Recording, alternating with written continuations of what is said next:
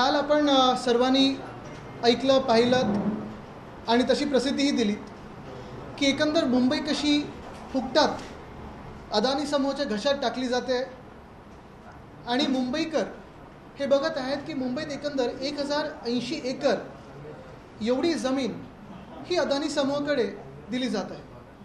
ह्याचसोबत काल जसं हे मी उघड करत गेलो आणि काल जे काही आकडे मांडले, काही जे काही आपल्या समोर आणलं, मुंबईकरांना धक्का तर बसलाच आहे. देशभरात चर्चा सुरू आहे की अदानी समूहाला मुंबई एवढी कशी घशात घातली जाते. भाजपाला असेल, एकनाथ शिंदेनं असेल, मुंबई जिंकता येत नाही, मुंबई गुजरातला जोडता येत नाही, म्हणून मुंबई मग अदानी समूहाच्या घशात घालायची. ती कशी घालायची त्याचं उदाहरण हे मी काल परवाकडे दाखवलेलं आहे. आणि ते देखील प्रत्येक कॅबिनेट बैठकीत, प्रत्येक मंत्रिमंडळाच्या बैठकीत आपल्याला वाटतं की आपल्याला काहीतरी सवलत मिळाली, आपल्याला काहीतरी सूट मिळाली. मग कुठे 15 लाखाबद्दल बोलणारे 1500वर आलेले आहेत, तो निर्णय झाला पण अदानीला काहीतरी मोठं दिलेलं आहे. कुठे टोल 50 रुपये रद्द केला, पण त्यात 50 रुपयाच्या टोलमध्ये 50,000 एकर किंवा जास्ती देशभरात असेल पण 50,000 कोटीचा फायदा हा अदानी समोरला होता. आणि त्या धक्क्यातून अजून कोणी बाहेर आलेलं नाही आहे. तो लढा अजून सुरू आहे. मुंबईचा लढा सुरू आहे, महाराष्ट्राचा लढा सुरू आहे. त्याचसोबत आज बातमी जी पाहिली आपण, 3 महत्त्वाच्या जागा मुंबईतल्या महापालिकेच्या अखत्यारीतल्या. छत्रपती शिवाजी महाराज मंडई जी क्रॉफर्ड मार्केटच्या समोर आहे, दुसरं म्हणजे मलबार हिल इथे BSTचं पॉवर रिसिव्हिंग स्टेशन, आणि तिसरी गोष्ट म्हणजे वर्लीतला ॲस्फॉल्ट प्लांट. ह्या 3 गोष्टी आता ह्याचा लिलाव करणार आहेत. नक्की कोणासाठी करणार, कशासाठी करणार, कारणं जी दिली जाते आहेत ती हीच आहेत की आता मुंबई महानगरपालिकेकडे पैसे राहिले नाही आहेत, जे आम्ही गेले 2 वर्ष बोलत आहोत. आणि मग ते आर्थिक नियोजन करण्यासाठी ह्याचा लिलाव करणार आहे, ह्याच्यातून पैसे कमवून मुंबई महानगरपालिकेत पैसे आणणार. आता क्रोनॉलॉजीचा समजायची घेतली आपण तर गेले 2 वर्ष आपण पाहतोय की जी मुंबई महानगरपालिका उद्धव बाळासाहेब ठाकरे ह्या व्यक्तीने 1997मध्ये 600 कोटीची तूटमधून 2022पर्यंत 92,000 कोटीच्या सरप्लसमध्ये आणली. उद्धव साहेबांनी आर्थिक नियोजन आणि सगळ्या आमच्या सहकार्याने आर्थिक नियोजन केलं.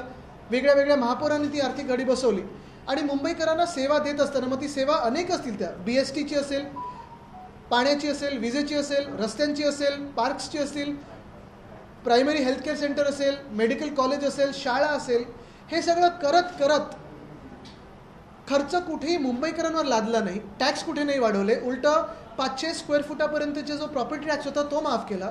आणि तरी देखील आम्ही सरप्लस 92,000 crores 92,000 कोटीचा सरप्लस बांधू शकलो या मुंबई महानगरपालिकेत.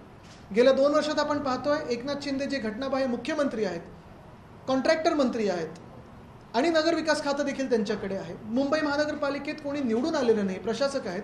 ह्या लोकांनी मिळून मुंबई लुटलेली आहे. महाराष्ट्र तर लुटलाच आहे, पण मुंबई जी आपल्याला वाटत होतं की 92,000 कोटीचा सरप्लस आहे, तो आता जवळपास 1.5 ते 2 लाख कोटीच्या डेफिसिटमध्ये गेला आहे, कमिटेड लायबिलिटीमध्ये गेला आहे. आणि हे आम्ही गेले 2 वर्ष बोलतो. बरं, हे काही काम झालेलं कुठेही दिसत नाही आहे. एक रस्ता दाखवा, एक काम दाखवा मला की जिथे कॉन्ट्रॅक्टरला पैसे दिलेत आणि ते काम पूर्ण झालेलं आहे. कुठेही झालं नाही आहे. मागच्या वर्षीचा रस्त्याचा घोटाळा असेल, ह्या वर्षीचा रस्त्याचा घोटाळा असेल, सॅनिटरी पॅड वेंडिंग मशीनचा घोटाळा असेल, स्ट्रीट फर्निचरचा घोटाळा असेल, अनेक घोटाळे आम्ही रस्त्या लोकांसमोर आणलेले आहेत, आपल्याच माध्यमातून आणलेले आहेत. पण आता आपण पाहतोय की कुठे ना कुठेतरी या घोटाळ्यातून पैसे काढून झालेत, खोके भरलेले आहेत, खिशे भरलेले आहेत स्वतःचे. आणि आता मग काय करायचं, तर महापालिकेच्या ज्या जागा आहेत त्याचा लिलाव करायचा. छत्रपती शिवाजी महाराज मंडई जिथे आमचे मासे विक्रेते बसायचे, ती आता लिलावात काढलेली आहे. वर्लीतला ॲस्फॉल्ट प्लांट आहे आणि मलबार हिल इथे BSTचं जे BSTचं जे पॉवर रिसिव्हिंग स्टेशन आहे ते. म्हणजे एकंदर जर आपण पाहायला गेलं तर आज मुंबईमध्ये जसं पियुष गोयल साहेब आहेत, ज्यांना प्रचारात कुठे मासे दिसले की नाकावर रुमाल लावायला लागतो, त्यांच्यासाठी आणि त्यांच्यासारख्या लोकांसाठी मासे विक्रेत्यांना जागा एकनाथ शिंदे सोडत नाही आहेत. त्यांची जागा देखील विकून कदाचित अदानीच्या घशात घालणार आहेत. जो ॲस्फॉल्ट प्लांट महत्त्वाचा आहे, ॲस्फॉल्ट प्लांट वरळीसाठी असेल, मुंबईसाठी असेल, महाराष्ट्रासाठी असेल, ती जागा देखील मौक्याची जागा आहे, मोठी जागा आहे. माझी तर मागणी हीच राहील की तिथे सरकारी कर्मचारी असतील, रिटायर्ड पोलीस असतील किंवा मग महापालिकेचे कर्मचारी असतील, त्यांना घरं बांधून द्या. पण ती जागा देखील लिलावात काढलेली आहे. मलबार हिलचं पॉवर स्टेशन लिलावात काढलेलं आहे. एकंदर आता राहिलं आहे काय लिलावात काढण्याचं, तर हे भाजपवाले आणि एकनाथ शिंदे कदाचित आपलं हुतात्मा स्मारक देखील लिलाव करतील त्याचा, किंवा तिथे पण अदानीचा ए लावतील किंवा गुजरातचा जी लावतील. गोष्ट अशी आहे की हे सगळं जे चाललेलं आहे त्याला आम्ही विरोध तर करत आहोतच, पण एक सांगतो तुम्हाला, हा लिलाव जो कोणी याच्यात येईल, लिलावामध्ये बिडिंगसाठी येईल, आमचं सरकार पुढच्या 3 आठवड्यात येत आहे आणि सरकार आल्यानंतर हा लिलाव फक्त रद्द नाही करणार, तर ह्याच्यात क्रिमिनल इन्व्हेस्टिगेशन आम्ही करू. जे कोणी लिलावात येतील की तुम्ही किती पैसे आणि खोके एकनाथ शिंदेनं दिलेले आहेत आणि त्यांच्या सरकारला दिलेले आहेत. कारण हे मुंबई विकण्याचं काम आहे, महापालिका विकण्याचं काम आहे.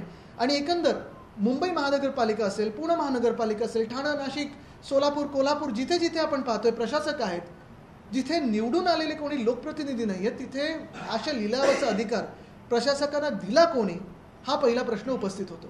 ह्याचं उत्तर एकच आहे, घटनाबाह्य मुख्यमंत्री, कॉन्ट्रॅक्टर मंत्री एकनाथ शिंदे. त्यांना महाराष्ट्र लुटायचं आहे, मुंबई लुटायची. कधी मुंबईवर किंवा महाराष्ट्रावर त्यांच्याकडे अशी ताकद नव्हती, सत्ता नव्हती. आता सगळं काही हातात मिळाल्यानंतर काय विकू शकू आणि काय कमवू शकू ह्याच्यात चक्रावलेले आहेत आणि तसंच काम चाललेलं आहे.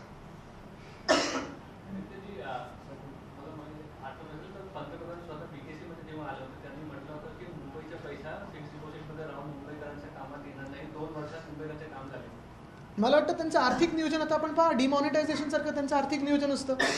मुंबईकरांचा पैसा कुठेही आम्ही टोल टॅक्स वाढवला नाही, गडकरी साहेब जसं त्यांच्या खात्यातून वाढवतात, कुठेही आम्ही टोल लागूच केला नाही, टॅक्स वाढवला नाही, आणि तरी देखील कामं करत पैशाचं नियोजन केलं. जनतेला प्रत्येक पैसा बजेटमध्ये रिफ्लेक्ट होताना दिसला. प्रत्येक पैसा जो फिक्स डिपॉझिटमधला होता तो आपण पाहतोय. गोरेगाव मुलुंड लिंक रोड असेल, कोस्टल रोड असेल जो आम्ही केलेला आहे, सिवेज ट्रीटमेंट प्लांट असेल, अनेक गोष्टींसाठी तिथे आपण प्रस्तावित केलं, तो दिसत होतं. PM केअर फंडासारखं आम्ही नियोजन नव्हतं केलं.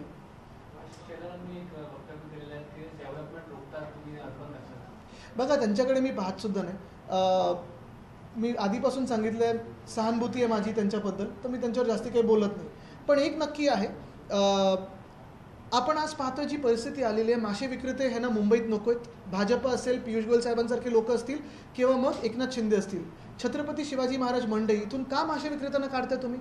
जे आत्ता तिथे बसलेले आहेत त्यांना तुम्ही बाहेर काढणार, तिथे कुठचं तरी मोठं टॉवर बांधणार, हे कोणासाठी होतं? आणि जर हे झालं तर पुढचं पाऊल हेच आहे की हे कोळीवाड्यांमध्ये पण घुसणार आणि ते कोळीवाडे देखील क्लस्टर करून अदानी किंवा त्यांच्या आवडत्या बिल्डर कॉन्ट्रॅक्टरच्या घशात घालतील. मग मुंबईत आपण पाहतोय, वर्सोवत असेल, धारावीतला कोळीवाडा तो पकडलाय की नाही पकडला अजून उत्तर आलेलं नाही आहे. तो घेणारच धारावीमध्ये, वरळीत आहे, वांद्र्यात आहे, जुहूमध्ये आहे, कोलाब्यात आहे. हे सगळे कोळीवाडे हळूहळू हे लोक खातील, भाजप आणि एकनाथ शिंदे त्यांच्या आवडत्या कॉन्ट्रॅक्टर आणि दलालांच्या घशात घालतील.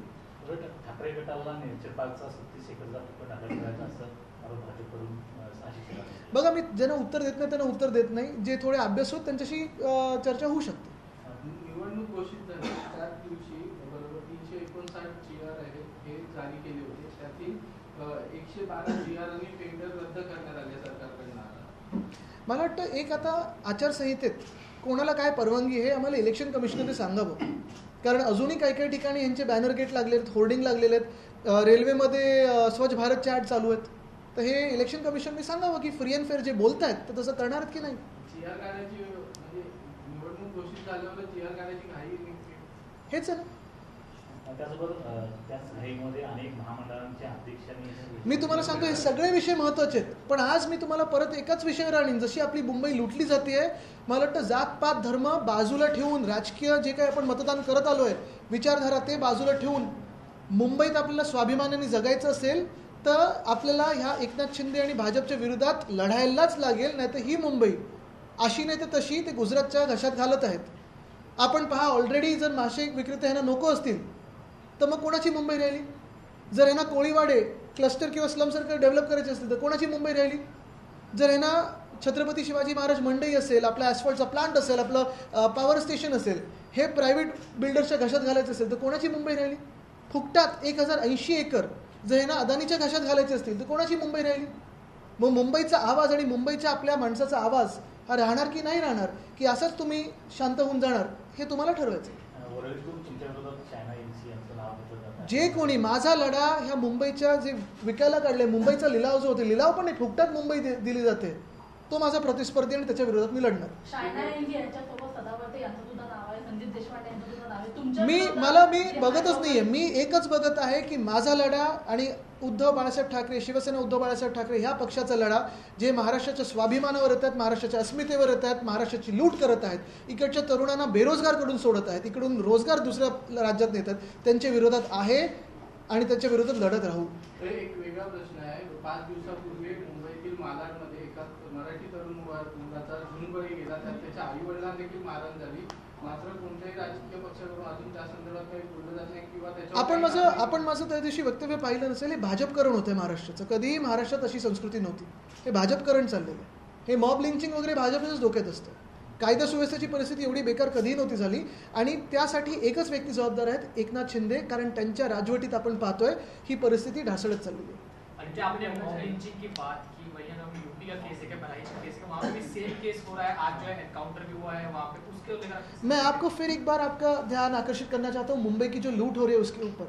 क्योंकि मुंबई में 1080 एकड़ अदानी के और दिए गए, अदानी के हाथों में दिए फ्री ऑफ कॉस्ट. और आज मैंने पढ़ा छत्रपति शिवाजी महाराज मंडई हो, वर्ली में एसफॉल्ट प्लांट हो या बीएसटी का पावर रिसीविंग स्टेशन हो, ये तीनों चीज़ें अभी उनका बिडिंग होगा और किसको मिलेगा पता नहीं. लेकिन हमारे जो कोली बांधव है उनके हाथों से ज़मीन छीनी जा रही है.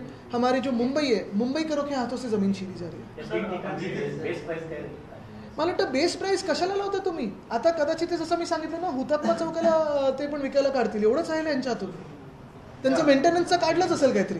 सर, महाराष्ट्र में इलेक्शन अनाउंस हो गया है, आपकी एक और मीटिंग चल रही है महाविकास आघाड़ी की. इस बीच अब आजमी नाराजगी व्यक्त करते हैं, कहते हैं कि बिना हमें संपर्क में लिए सीट शेयरिंग का अनाउंसमेंट नहीं होना चाहिए, वरना इसके रिपोर्टेशन देखने मिल सकता है. मुझे लगता है मैं उसमें जाता ही नहीं हूँ. सारे वरिष्ठ नेता हैं उसमें, तो मुझे उस पर बात करने की जरूरत नहीं. वो अपने आप जो सारे जो मित्र पक्ष हैं उनसे बात करेंगे. So, MBA में all is well, all is well, लेकिन महाराष्ट्र में all is not well. Maharashtra की लूट चल रही है, महाराष्ट्र पे अन्याय हो रहा है, महाराष्ट्र पे अत्याचार हो रहा है और उसके खिलाफ हम लड़ रहे हैं. एक बीजेपी की तरफ से किया जा रहा है कि आप डेवलपमेंट विरोधी हैं, इसको कैसे. उनको मैं जवाब नहीं देता, क्योंकि एक ही बात है, मैं इंडिव्हिज्युअली किसी को जवाब नहीं देता. लेकिन तुम्ही एक निश्चित आहे, हे बघा, जेव्हाही कोणी अदानीवर बोलतं तेव्हा भाजप कशाला येतो डिफेंड करायला त्यांना. आम्ही भाजपवर टीका करतो, कोणी डिफेंड नाही करत स्वतःला. अदानीवर बोलल्यानंतर भाजप काय गुंतवणूक आहे कोणाची एकामेकांमध्ये, काय नक्की आहे गुंतागुंती. आदित्य, एक प्रश्न असा आहे की 36 जागा मुंबईच्या आणि MMR रिजनमध्ये 60 जागा. प्रत्येक जागेत अदानी जागा घेतात. धारावी का मुद्दा कितना है मेरे का चुनाव. मला वाटतं बघा, हा कदाचित तुम्हाला वाटत असेल चुनावी मुद्दा आहे, चुनावी मुद्दा नाही आहे, हे सगळं वेगळी गोष्ट झाली. माझ्यासाठी हा मुंबईच्या जीवनमरणाचा मुद्दा आहे, माझ्यासाठी हा मुंबईच्या स्वाभिमानाचा मुद्दा आहे आणि माझी मुंबई मी कोणाला लुटू देणार नाही, हे मी ठरवलेलं आहे. वरळी हा लोकल मतदारसंघ झाला संपूर्ण महाराष्ट्र, कारण महाराष्ट्राला आज वाचवायचं. आदित्यजी, जे अदानींना दिलं जात आहे ते आता तुम्ही म्हणाल की आमचं सरकार करणार ते परत घेतलं जाणार. मी तुम्हाला एक सांगतो, ही भूमिका मी स्पष्ट केली होती. अदानी समूहाच्या आम्ही विरोधात आहोत का? नाही. वैयक्तिक त्यांच्या विरोधात आहोत का? तर नाही. जर त्यांना जे टेंडर मिळालं त्याच्या चौकटीत जर करत असेल कोणी, मग नुसतं ते नाही, कोणी असेल, निश्चितपणे करू दे, पूर्ण पाठबळ मिळेल. पण त्या टेंडरमध्ये देखील काही काही गोष्टी अशा, जसं TDRची गोष्ट आहे, प्रीमियमची गोष्ट आहेत, अजून काही गोष्टी आहेत जे घोळ नाही तर घोटाळ्यानंतर अनियमितता, ह्या तिघांमध्ये ग्रे एरिया आहे.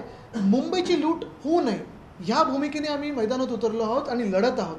ही मुंबई मिळवायला लागली, मिळाली नव्हती आपल्याला, मिळवायला लागली, पण अदानीला मिळते, फुकटात मिळते, ती आम्ही मिळू देणार नाही. कारण इथे पहिला आवाज स्थानिक मुंबईकरांचाच असायला पाहिजे. जातपात धर्म न पाहता मुंबईकरांचा आवाज इथे प्रमुख असायला पाहिजे. एक मिनटं, त्याच्यातच तुम्हाला सांगतो, आमचं सरकार आल्यानंतर ह्याचा पूर्ण या टेंडरचा आम्हाला पुनर्विचार करायला लागेल. जर गरज असेल तर रद्द करू. रद्द व्हायलाच पाहिजे आणि आमचं ते मागणी आहे. धारावीत 500 स्क्वेअर फुटाची घरं द्या, पोलीस हाऊसिंग द्या. तुम्हाला माहिती आहे पोलीस हाऊसिंगचा किती मोठा प्रश्न आहे, रिटायर्ड पोलीस फॅमिलीचा किती मोठा प्रश्न आहे. सरकारी कर्मचारी आता घरं मागतात, तिथे गव्हर्नमेंट कॉलनी देखील आहे, तिथे देखील आम्हाला घरं पाहिजेत. मुंबईकरांचा प्रश्न सुटत नाही आहे आणि तुम्ही कुठच्या तरी परराज्यातल्या बिल्डरला जमीन येते मुंबईच्या. डेवलपमेंट इशू पे आप बात कर रहे हैं, आने वाले चुनाव में कहीं ना कहीं इसमें कम रहे तो वोट जिहाद बटेंगे तो कटेंगे, इस नैरेटिव पे भाजपा जब भारतीय है तब हिंदू मुस्लिम, अगर वो ना हो तो फिर हिंदू में जाति में कोई वाद विवाद करती है, वो ना हो तो हिंदुस्तान पाकिस्तान का कार्ड खेलती है और फिर जाके नवाज शरीफ के गले मिलती है. ये भाजपा की नीति होती है, लेकिन महाराष्ट्र को पता है. सर, आपने कैबिनेट को रद्द करने की बात की, डिसीजंस को. कल सीएम शिंदे कहते हैं कि आप एंटी डेवलपमेंट विचारधारा वाले. मुझे लगता है कि मैं एंटी करप्शन हूँ, मैं एंटी कावर्ड हूँ जो वो खुद है, और मैं मुंबई के लिए और महाराष्ट्र के लिए प्रो महाराष्ट्र और प्रो मुंबई करूँ. ते मराठीत एकदा पुन्हा की भाजपकडनं आता एक नवीन कानून दिला गेला आहे. हे मी किती वेळा बोललो आणि मी तुम्हाला परत एकदा सांगतो, हा लढा जो आहे पुढच्या 20 दिवसांमध्ये अनेक भाजपचे नेते देशभरातून येतील आणि तुम्हाला एक तर हिंदू मुस्लिममध्ये भांडणं करायचा प्रयत्न करतील, हिंदूंमध्ये जातींमध्ये भांडणं निर्माण करण्याचा प्रयत्न करतील, आणि ते नाही चाललं तर बांगलादेशमधून कोणतरी येते, रोहिंग्या येतात किंवा पाकिस्तान आणि आपलं काहीतरी दाखवतात. पण त्याच पाकिस्तानसोबत आपले प्रधानमंत्री जाऊन नवाज शरीफ यांचे मिठी मारतात त्यांना. त्याच बांगलादेशसोबत भाजपचं BCCI जाऊन क्रिकेट खेळतं. मुद्दा हा आहे की हे सगळं आपल्याला भांडणांमध्ये व्यस्त ठेवणार आणि अदानीच्या घशात किंवा त्यांच्या आवडत्या कॉन्ट्रॅक्टर आणि बिल्डरच्या घशात मुंबई आणि महाराष्ट्र घालण्याचा प्रयत्न करणार. मी महाराष्ट्रासाठी लढत आहे. या भांडणांमुळे राज्याची परिस्थिती बिहार आणि उत्तर प्रदेशसारखी होऊ भाजपकरण आम्ही करू देणार नाही. आणि उत्तर प्रदेशने तर मार्ग दाखवलाय, अयोध्याच्या सीटनी मार्ग दाखवलाय मला. हिंदू मुस्लिम यूपी में भी हो रहा है सब. मुझे लगता है अगर आप देखें तो पूरा देश जानता है कि आज इस देश को ज़रूरत है तो रोज़गार रोज़गार और रोज़गार की ज़रूरत है. युवा आज भटक रहे हैं क्योंकि रोज़गार नहीं है. एयर इंडिया के 600 पदों के लिए देश में से 25,000 लोग कलीना में आए थे. महाराष्ट्र में 17,000 कॉन्स्टेबल्स के पदों के लिए लगभग 17 लाख युवा मुंबई में आए थे. ऐसे ही परिस्थिति हर एक क्षेत्र में, वो पब्लिक हो या प्राइवेट इंडस्ट्रीज हो. तो आज ज़रूरत है रोज़गार की, तो उसी पे बात करते हैं. सर आशिष शेलार अशा म्हणतात ते समूहाला जर 180 जागा जिंकण्यासाठी एकाही डॉक्युमेंटमध्ये जर महायुतीचं जर नाव असेल तर मी राजकारण सोडेल, नाहीतर मग आदित्य ठाकरे यांनी सांगणार काय. मी पहिलंच सांगितलं, खूप सहानुभूती आहे मला त्यांच्याबद्दल. मी कधी काही बोलत नाही, कारण त्यांची भाजपमधलीच परिस्थिती अशी झालेली आहे. काही मला म्हणायचं नाही, त्यांना म्हणू दे. काही काही ठिकाणी मेंटल काउन्सिलिंगची गरज असते. आदित्यजी, महाविकास आघाडी असताना आपल्याच एक मंत्र्यांनी ज्या अधिकाऱ्यांच्या विरोधात आवाज उठवला होता आणि एका मोठ्या सेलिब्रिटीच्या मुलाला ज्यांनी अटक केलं होतं, आता तेच अधिकारी पुन्हा एकदा महायुतीकडून निवडणूक लढण्याच्या तयारीत आहे. मला वाटतं असे आपण पाहाल की महाराष्ट्रभरात अनेक उमेदवार उभे राहू शकतात. एकच महत्त्वाचं आहे की जे काही त्यांची ती महाझुटी आहे ही महाराष्ट्र लुटायला निघालेली आहे. गेल्या 2 महिन्यात आपण पाहाल वाटेल ते वचनं दिलेली आहेत, ते काही पूर्ण करणार नाही. कारण 2 वर्ष त्यांची सरकार होतं, राजवट होती, केंद्रात त्यांचं सरकार, इथे त्यांचं सरकार, तरी देखील एक पण नवा रोजगार, एक पण नवा उद्योग महाराष्ट्रात आणू शकले नाहीत. अनेक मंडळं बनवलीत, पण एकासुद्धा व्यक्तीला, मी समाज आणि जात आणि धर्म पाहतच नाही, मी व्यक्तीला सांगतोय, न्याय देऊ शकलेले नाही. एकासुद्धा शहरामध्ये एक तरी रस्ता ह्यांनी पूर्ण केलेला दाखवा. एक तरी गावामध्ये शेतकरी आत्महत्यांनी थांबवलेली मला सांगा. कुठे न्याय दिला या लोकांनी? 2 आठवड्यांमध्ये जे काही त्यांनी धुरळा उडवायचा प्रयत्न केलाय तो होणार नाही. लोकांना माहिती आहे. अदानीसाठी धारावीमध्ये एक बाहेरून उमेदवार आणतात असं तुम्हाला वाटतं? मी आज विषय माझ्या ह्या 3 गोष्टींवर निगडीत ठेवतोय. बरोबर आहे, पण आज कालचं अदानीचं होतं, आजचं पण अदानीचं आहे. पण मी तुम्हाला सांगतो, उद्या मुंबईचं राहणार. म्हणूनच धारावीत अदानीसाठी जर एखादा उमेदवार आणतायत, आयात होऊ घोषित तर होऊ द्या. सर, उत्तराखंड सरकार ने फैसला लिया है, स्पिट जिहाद को लेकर गाइडलाइन जारी की है. जो भी ऐसा कोई कंडक्ट करते पाया गया 1 लाख का फाइन पड़ेगा. डिक्शनरी बना दो, फिर बात करते उस पर. जागा वाटप पेक्षा ही जमीन वाटप जी चालली आहे ते अजून भेटत आहे. ठीक आहे, चलो.